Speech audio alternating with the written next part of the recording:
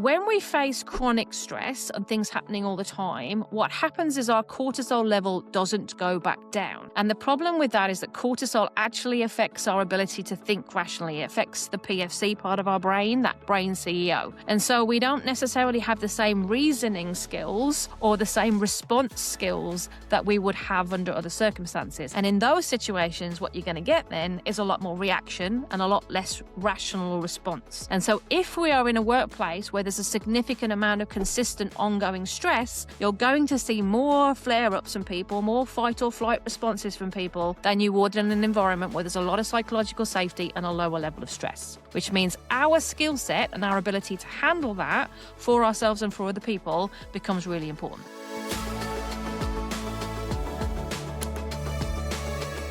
Hello everyone, I am Jess Chapman and this is an episode of our Wired to Work podcast, all about how we help make work better for everyone today. And in this episode, I want to talk specifically about reactions and the notion of fight or flight. Now, you've probably heard that term before. It was first coined or used by Walter Cannon back in 1915, so it's been around for a while. And since then, it's entered our vocabulary when we tend to talk about people having significant reactions to life events. And so you might be thinking, well, okay, Jess, if it's been around that long, we all know about it. Why are you wanting to talk about it in a podcast episode for Wired to Work today?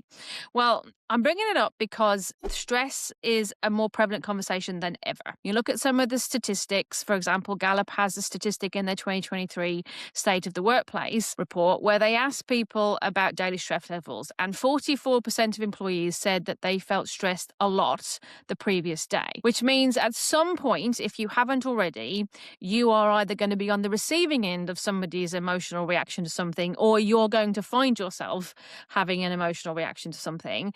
And so the more that we have skills to be able to manage those reactions, both for ourselves and for others, the better we're likely going to be at handling things happening at work.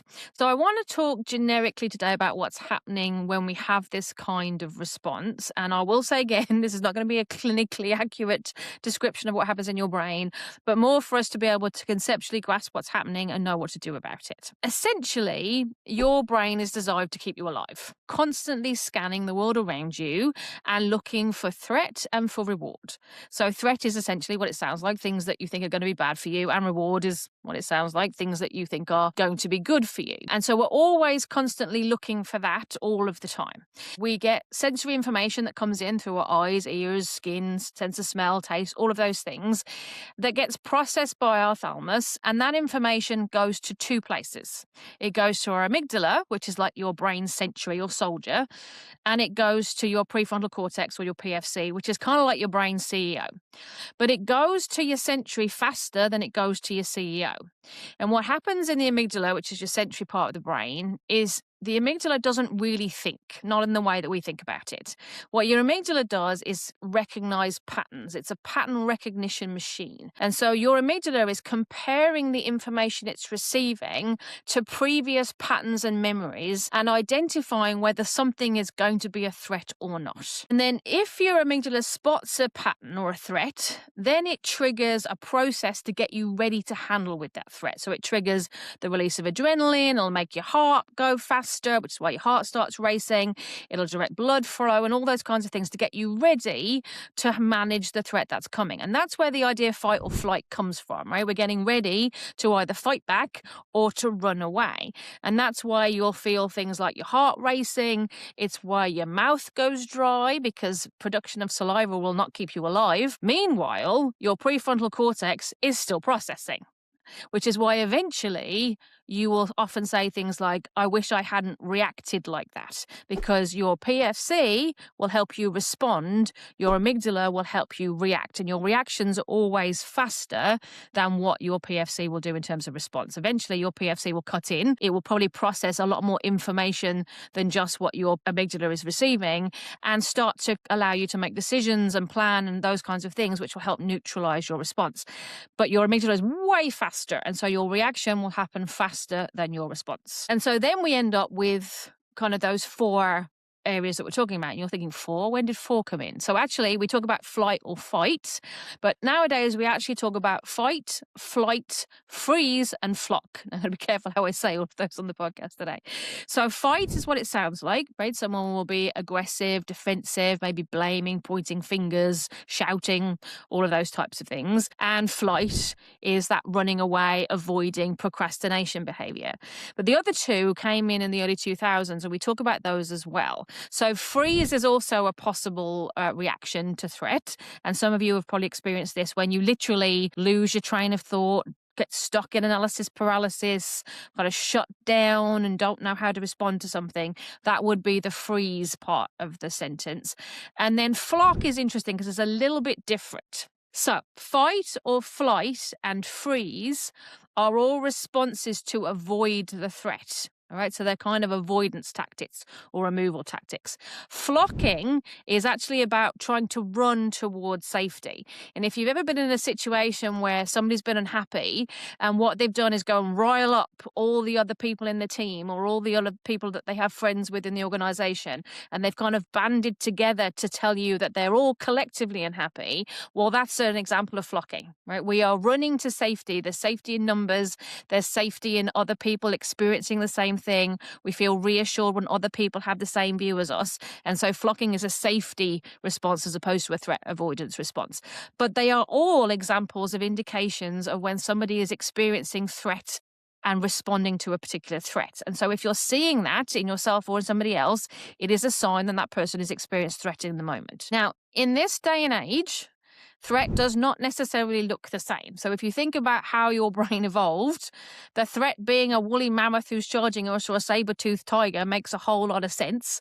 But most of us are not experiencing those at work, right? But what we are experiencing today is social threat. And we actually have the same response to social threat as we do to physical threat. In fact, social pain, being things like excluded, right?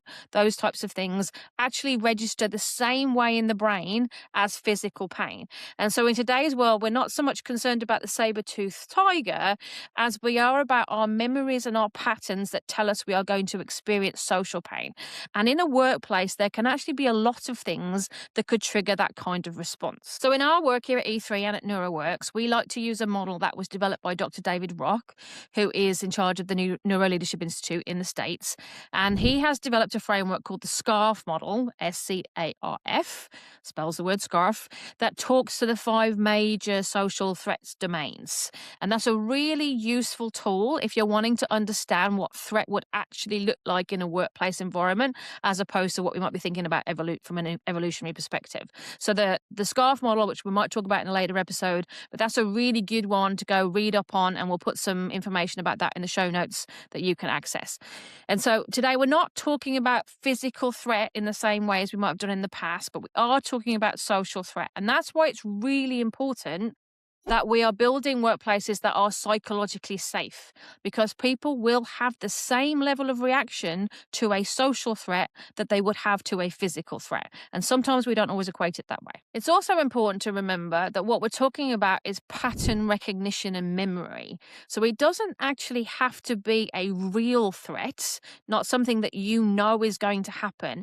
It only needs to trigger the person's amygdala to say, oh, something like this has happened before, and it was bad then, so this could be bad now, for the person to have the same level of emotional reaction or emotional response. So it doesn't really matter if when you're talking to somebody else and they're having a reaction, if it makes sense to you or not. The point is that their brain is registering a pattern or a sense of threat from their past experiences, and we need to manage that even if we don't really understand why that might be happening for that person. And the reason that I'm also bringing this up now is to do with that stress piece. So normally what happens to us is we have an acute threat or an acute stress. So something happens in a moment, in a defined period of time.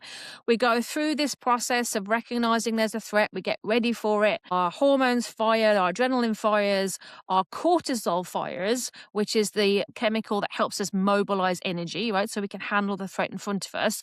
And then when the event is over, it all subsides again. All right, and we go back to normal. And that's kind of healthy. You want to be able to be ready to respond to the events that are in front of you. But when we face chronic stress and things happening all the time, what happens is our cortisol level doesn't go back down.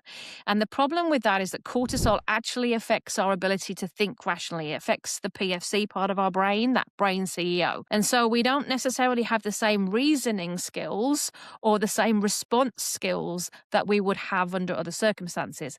And in those situations, what you're going to get then is a lot more reaction and a lot less rational response.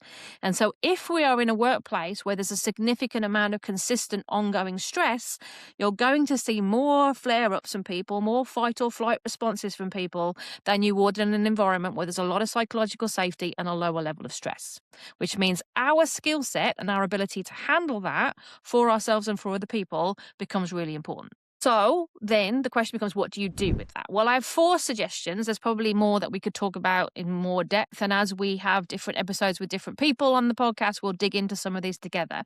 But there's kind of 4 initial things that I would suggest are a good place to start. The first is to think about understanding triggers. So going back to something like Dr. David Rock's SCARF model, reviewing that and understanding the things that actually cause social threat response today and seeing how they show up for you and seeing how they might show up for the people around you.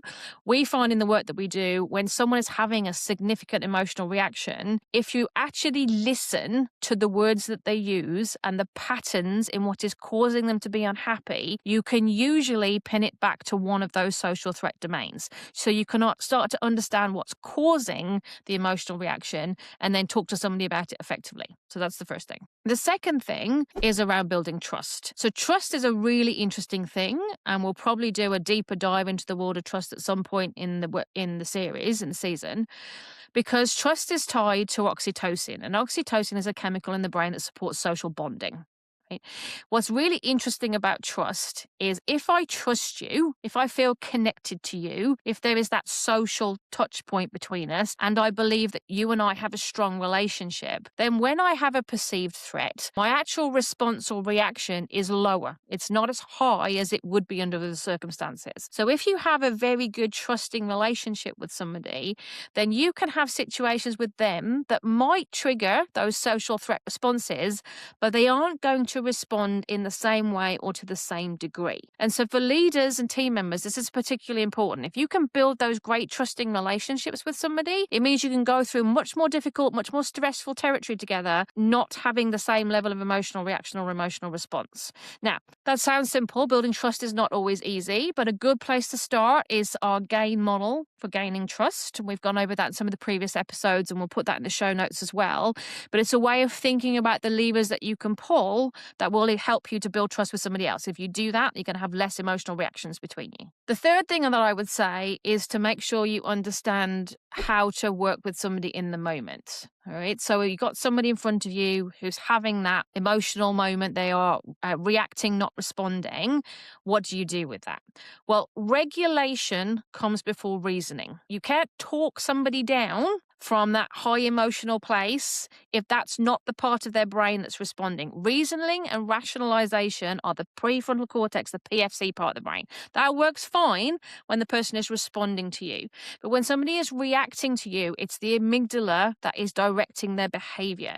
And the amygdala doesn't respond to rationalization or reasoning. The amygdala responds to regulation. It responds to helping you deal with the behavior in the moment. So helping that person to take some deep breaths, to manage the stress that they're feeling, to come down physically is usually a better place to start than trying to engage in some kind of debate or discussion with that person when it's not that part of their brain that's in control. And so thinking about how you help them break the cycle, get up and go for a walk, give them a tissue, label their emotions, all of those things can help that person start to regulate before you get to a place of reasoning. And then the last thing we would talk about is to do with trying to create some certainty and comfort for people. The amygdala, that sensory part of the brain, is very susceptible to unpredictability. If something feels like it's coming out of left field, if we're consistently surprised by things, if we're worried about what's coming all the time, we're consistently maintaining that threat alert, that threat readiness response, which means the amygdala is more likely to cut in and create that fight or flight response for somebody.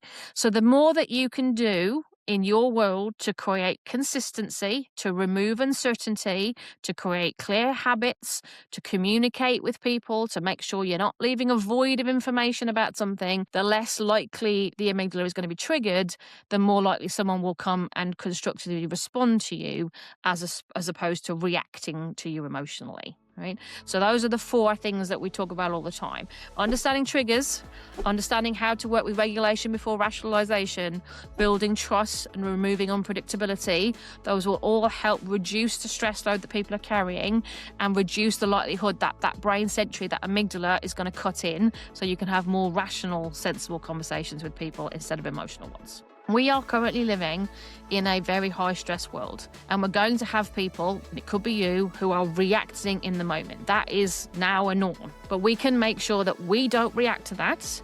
We can make sure that we're building an environment that helps to minimize that, and we can make sure that we as teammates and leaders have the skills to help manage those moments when they do happen, so that we build trust and not reduce it. So that's a wrap for today. Thank you very much for joining in. And if you liked our conversation today, please do like and subscribe. You can find us on Apple, Spotify, and YouTube. You can also check out our websites, e3.ca and neuroworks.ca, for more information about what we do in the wonderful world of work. So thanks again for joining in, and I look forward to seeing you on another episode.